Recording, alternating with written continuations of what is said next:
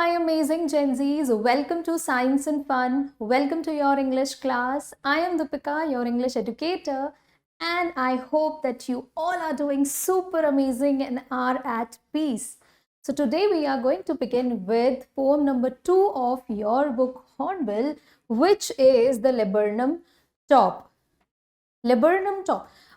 We as Indians, I think हमें laburnum tree के बारे में उतना आइडिया नहीं होता है, but if I tell you कि अमलताश अगर आपने सुना हो, that is the laburnum tree. So here in the title of the poem, ये जो laburnum word use हुआ है, it's basically a tree.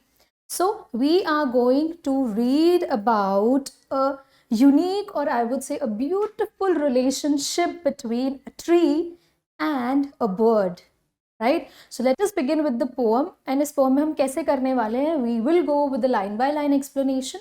We will get to know a lot of vocabulary. Apart from it, we will also learn poetic devices. ठीक है, जो सबसे ज़रूरी होते हैं वो हम यहाँ पर सीखेंगे. And अगर ये PDF आपको चाहिए, इस PPT स्लाइड की आपको ऑब्वियसली रिक्वायरमेंट होगी for revision purpose, then you can simply download the application. Science and fun का एप्लीकेशन आप डाउनलोड करो. वहाँ पर under the section of YT resources या YouTube रिसोर्सेज का आपको एक सेक्शन मिलेगा जहाँ पर you can easily get this PPT for your revision purpose. बाकी let us start with the poem. And before beginning with the poem, I hope कि आपको दोनों जो एलिमेंट्स हैं हमारे इस पोएम में, जो मोस्ट इम्पॉर्टेंट हमारे आई वुड से प्रोटैगनिस्ट है हमारी इस ब्यूटिफुल सी पोएम के, उनके बारे में आपको पता होना चाहिए. So the laburnum tree, poem का नाम है द लेबर्नम टॉप, जहां पर टॉप का ऐसा कोई सिग्निफिकेंस आपको एज सच नहीं है. Just that the poet is referring to, indicating to the top of the laburnum tree.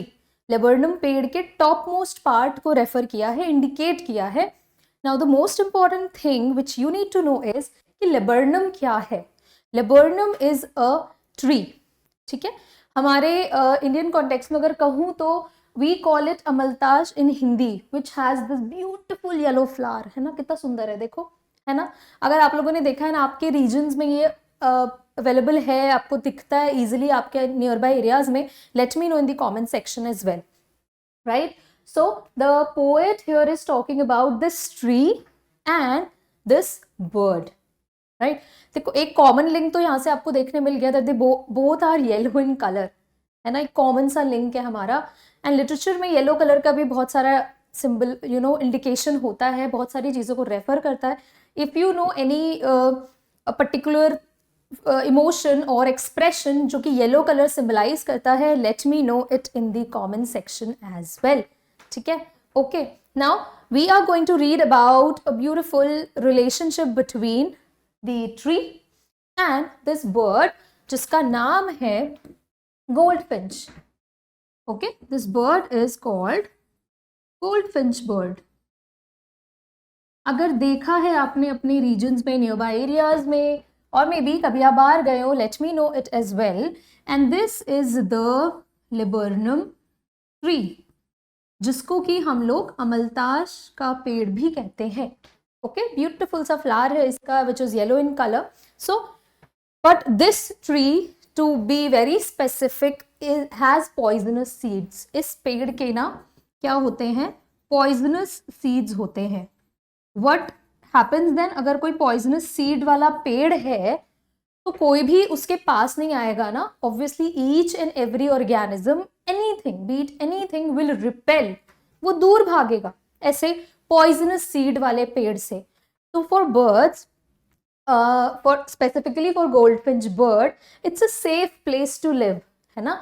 बहुत ही सेफ प्लेस हो जाएगा, बिकॉज पॉइजनस, और इसको ना अगर सिंबलाइज करें तो ये डेथ को सिंबलाइज करता है, बिकॉज ऑब्वियसली पॉइजनस है, राइट. ठीक है, तो ये जो है इससे रिपेल करते हैं सारे ही ऑर्गेनिजम्स एंड सारे living beings.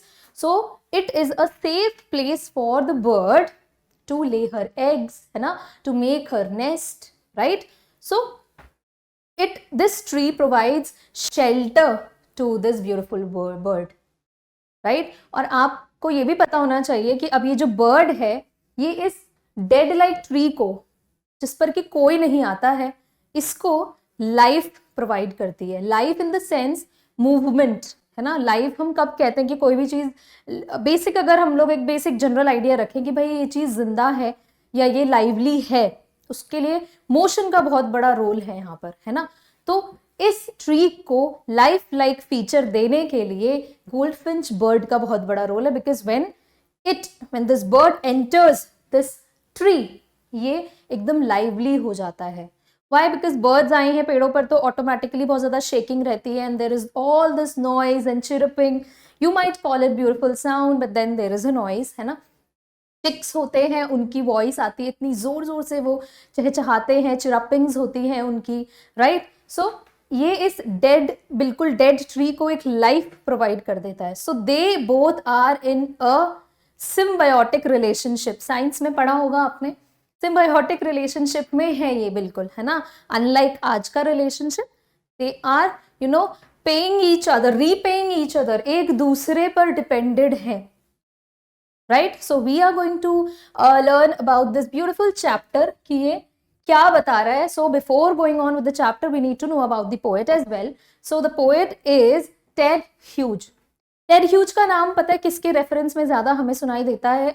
A very famous poet who is Sylvia Plath, one of my favourite poet. She is one of my favourite poets, right. Sylvia Plath, मतलब आपने पढ़ी होंगी कुछ, अगर कुछ भी पोएम इनका या कुछ भी टेक्स्ट आपने पढ़ा है, आप मुझे बताएंगे। सिल्विया प्लाथ के हस्बैंड थे Ted Hughes, right, and he was one of the greatest writers of his time, and children's literature का भी इनको बहुत बहुत बहुत experience था, because he used to write specifically for kids, ठीक है, बच्चों के लिए लिखते थे।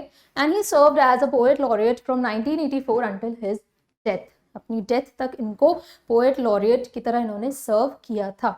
Now let us read something about the poem, basic introduction, basic idea कि भाई as I told you earlier कि जो ये पोएम है, it talks about the symbiotic relationship between a laburnum tree and a goldfinch bird, right. दोनों का आपको पता चल गया what is a laburnum tree and a goldfinch bird, and we know that this tree however beautiful, सुंदर है no doubt, है ना। आपने पिक्चर में भी देखा, it is so beautiful with bright yellow colour leaves and flowers, stands alone, but nobody comes there to that tree.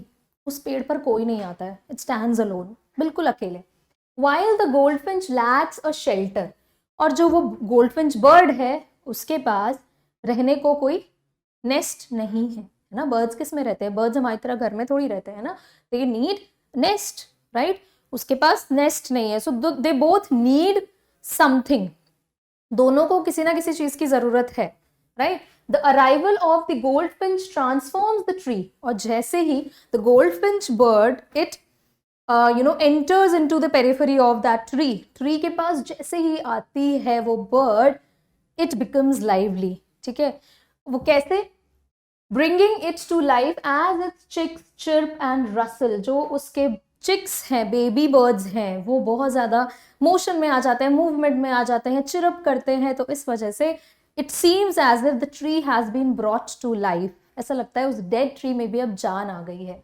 Once the goldfinch departs, और जैसे ही गोल्डफिंच वहां से जाती है, when she moves away the tree returns to its stillness, and again tree अपने original position पर, यानी कि फिर से वैसे ही स्टिल हो जाती है, मोशनलेस हो जाती है। the tree becomes motionless. this interplay symbolizes the ebb and flow of life. तो यहां से आप ये फ्रेज ले लो, आप अपने आंसर्स में यूज कर सकते हो। This basically symbolises the ebb and flow. अब ये पोएम लिखने से पोएट आपको क्या एक्सप्लेन करना चाह रहे हैं? एब एंड फ्लो का क्या मतलब होता है? It is used to describe something that changes in a regular and repeated way.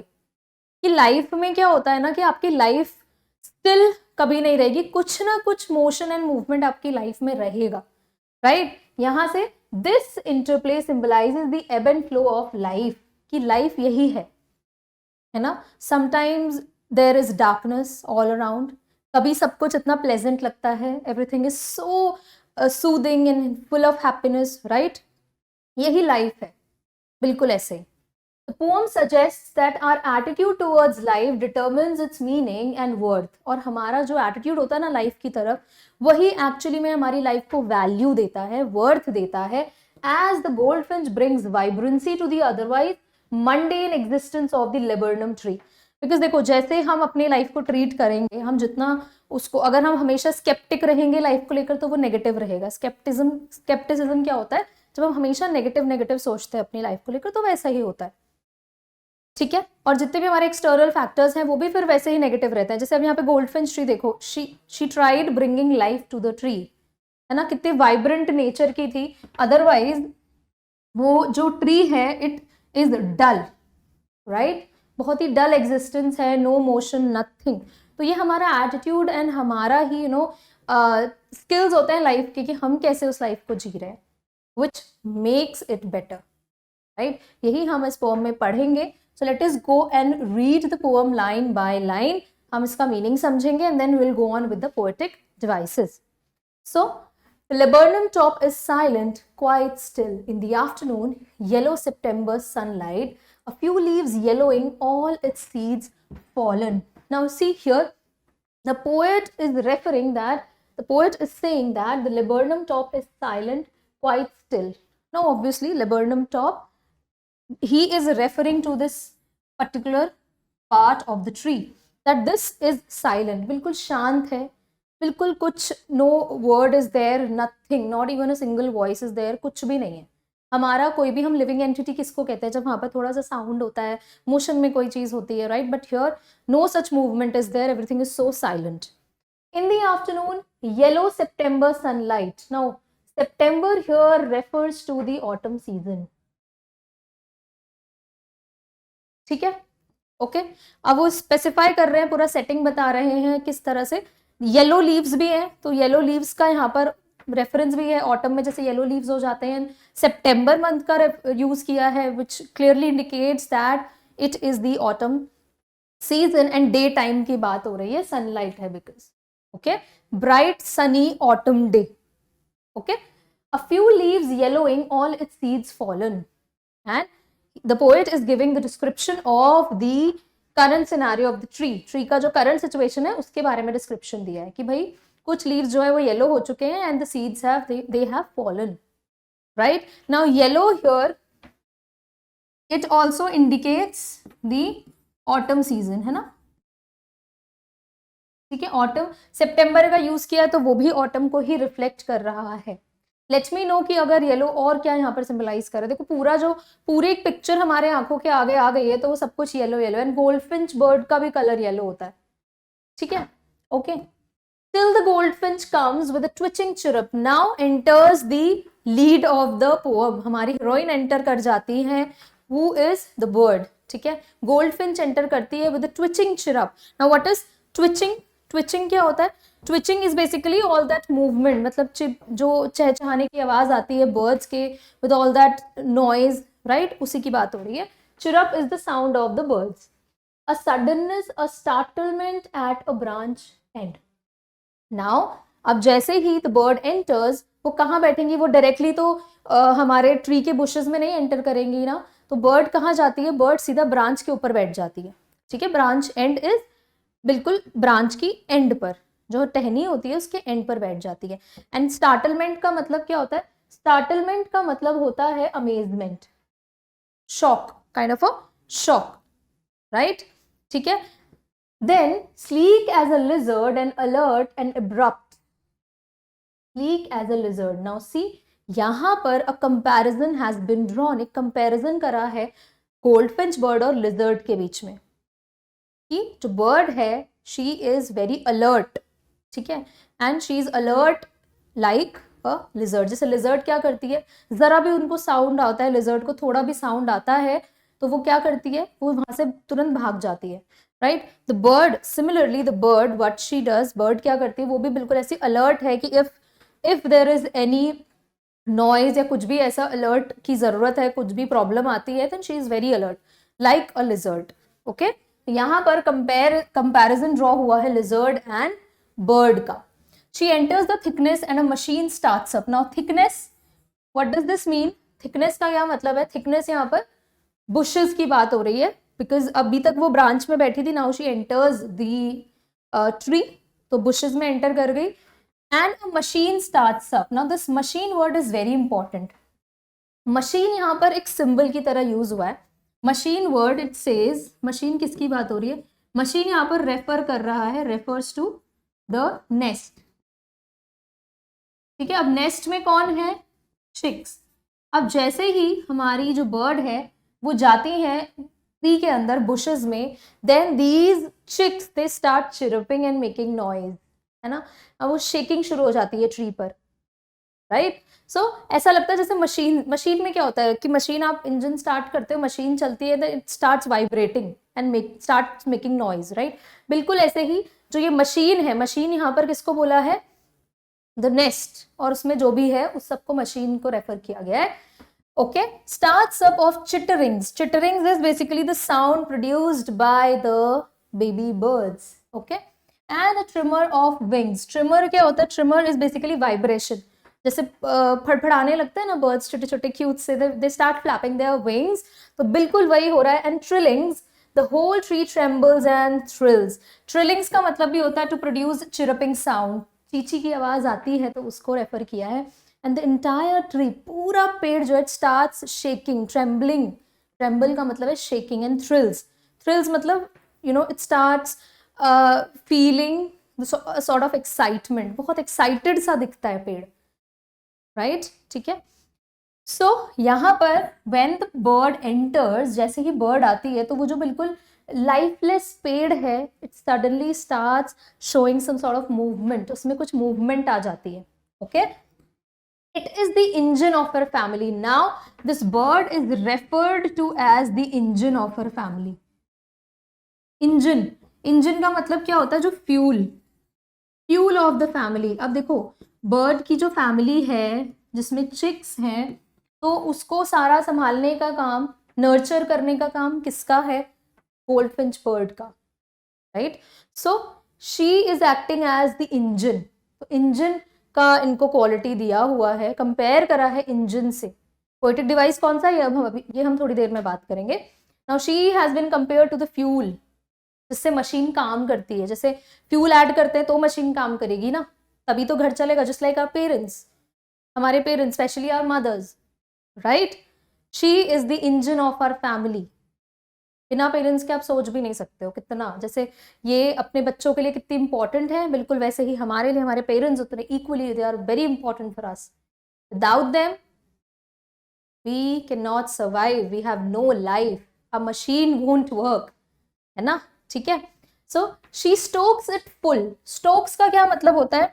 To add fuel to the engine. वो अपने बच्चों को क्या करती है? खाना देती है, हर चीज प्रोवाइड करती है।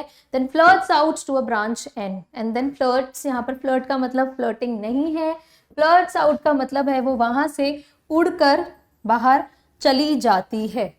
ओके, फ्लर्ट्स आउट मतलब lead on to the branch end, उनको दाना देकर, सारा अपनी रिस्पॉन्सिबिलिटीज पूरी फुलफिल कर कर she leads out to a branch end, branch के एंड में बैठ जाती है, showing her barred face identity mask. Now we all know कि लेबर्नम ट्री जो है it's yellow in colour, bird भी येलो कलर की है, राइट। तो हमें पहचानने में कैसे डिफिकल्टी आएगी ना, हमें नहीं, वो कैमोफ्लाज हो जाएगा, नहीं दिखेगा।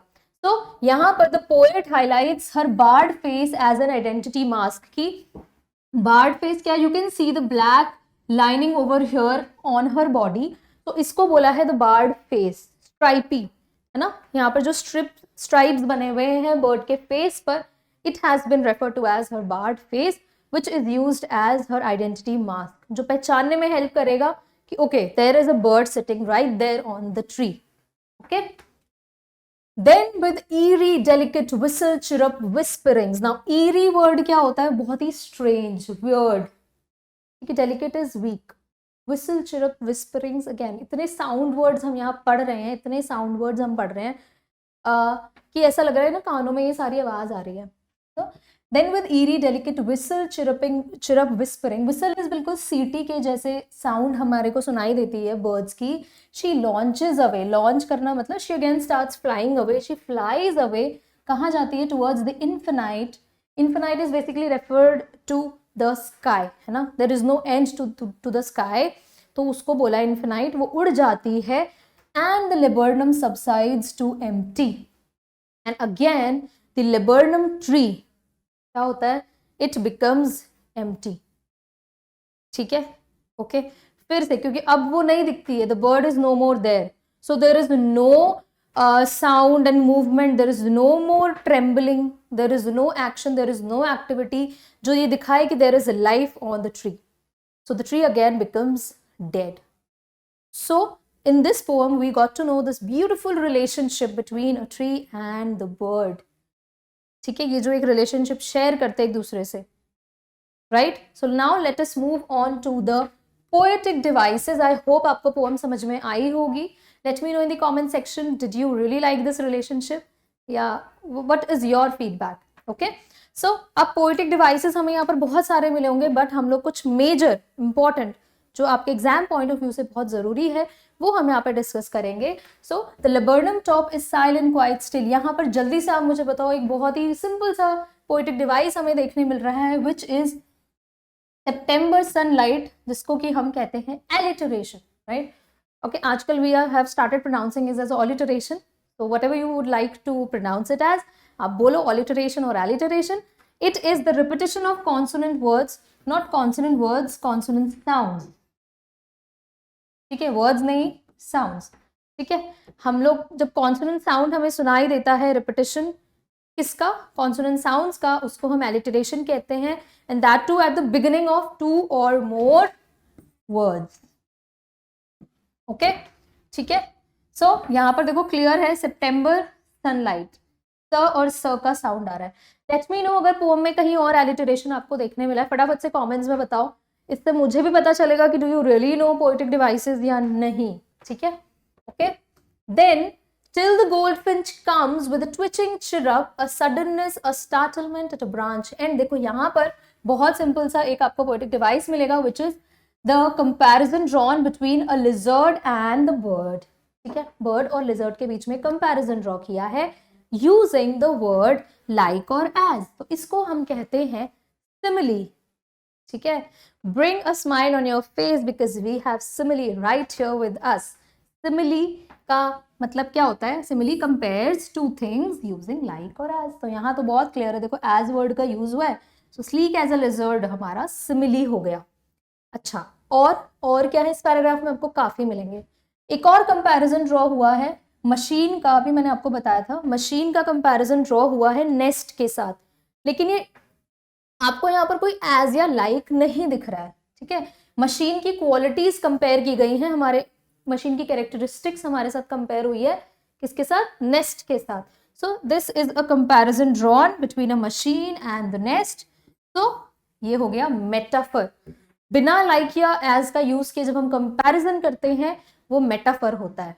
ओके, देन पर्सोनिफिकेशन का भी यूज है ना. पर्सोनिफिकेशन देखो नाम से समझ में आ रहा है, जब कोई ह्यूमन एट्रीब्यूट, कुछ पर्सन से रिलेटेड कैरेक्टरिस्टिक्स या फीचर्स हम प्रोवाइड करते हैं टू एनी इनएनिमेट ऑब्जेक्ट या किसी भी चीज को, दैट इज कॉल्ड पर्सोनिफिकेशन. यहाँ देखो पूरे पेड़ को बोला कि इट ट्रेम्बल्स एंड थ्रिल्स.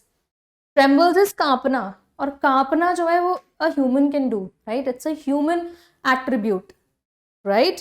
ठीक है, तो ये हमने एक ट्री को दिया है ये attribute. So this is personification. And the tree is filled with excitement. पेड़ को कैसे एक्साइटमेंट हो रही है, हमें होती है ना एक्साइटमेंट चीजों को देख के. सो ये हो गया पर्सोनिफिकेशन. अगर और भी कुछ एग्जाम्पल्स आपको मिल रहे हैं पर्सोनिफिकेशन के या ये सारे पोएटिक डिवाइसेस के, you feel free to write it in the comment section. Then we have another metaphor here, engine of her family. ठीक है, engine an indirect comparison of two things. You already know कि भाई metaphor क्या होता है. यहाँ पर engine कौन है, हमारी इंजन है हमारी ये प्यारी सी प्रिटी सी छोटी see the goldfinch bird, right? If you find out any other example of metaphor, let me know right here. Then we have onomatopoeia. अब onomatopoeia क्या होता है, जब हमारा कोई भी word actually में एक sound को represent करता है, then we call it as onomatopoeia. अब इस फॉर्म में तो देखो कितने सारे साउंड्स हमें देखने को भी मिले, और एक तरह से हमारे ये पोएट को आप क्रेडिट दे दीजिए कि ऐसे वर्ड्स उन्होंने यूज किए कि we could actually imagine and listen to those words. Chirp word use हुआ है ना, ये तो बर्ड साउंड प्रोड्यूस करती हैं, राइट? और वो यहाँ पर as a word directly use हो गया है. So this is an example of onomatopoeia. And another word is chitterings. Chitterings भी तो वही sound था, right? We have used it as a word here in the poem. So this is an example of onomatopoeia. So these were our different poetic devices. These were the most important ones. We have symbols as well. ठीक है, symbol का भी एक example आप ले लो, because yellow leaves जो हैं, it symbolizes autumn. So that would be another poetic device. But these were the most important ones which are asked in your exams. I hope you liked the chapter. Let me know all your doubts and your feedbacks in the comment section. And I am repeating again, अगर ये slide की requirement आपको है, then just download the application Science and Fun और वहाँ से आपको ये PPT मिल जाएगा, which will be very important for your revision purpose. Alright students, I'll see you in the next class, in the next video with another interesting chapter of your syllabus. Till then, keep learning. Bye-bye.